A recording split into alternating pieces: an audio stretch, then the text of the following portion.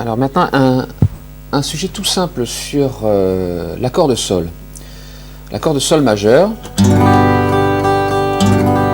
En fait, on s'aperçoit qu'il y a plusieurs façons de poser les doigtés pour faire les mêmes notes en fait. Donc, vous connaissez probablement celui-là. Qu'est-ce qu'on a comme alternative? Donc ici, j'ai les deuxième, troisième et quatrième doigts utilisés. Je peux garder le petit doigt ici et faire le même accord en prenant le premier et le deuxième. Ça me donne une autre forme, ça me tourne globalement la position de ma main. Ma main qui est soit comme ça, soit comme ça. Soit ouverte en fait, soit plutôt dirigée vers l'intérieur, vers moi.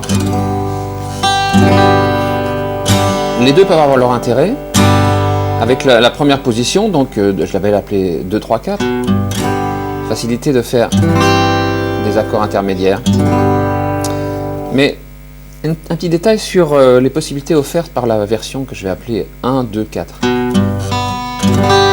Avec cette version, donc, vous apercevez que le troisième doigt ne fait rien, ce feignant. Possibilité de lui faire jouer une autre note, donc sur la corde de Si, la troisième case, on va avoir un Ré. Donc, possibilité d'occuper en fait les 4 doigts. Donc si vous écoutez, un accord plus riche.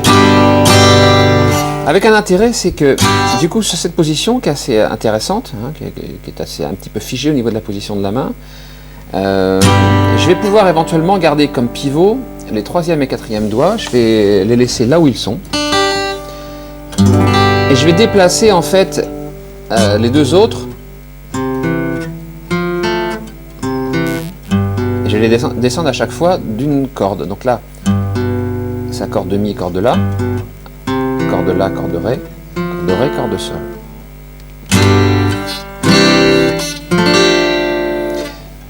Alors, attention dans cette manip là, c'est que la main droite sur la corde de Sol, celui de départ a le droit de jouer toutes les cordes.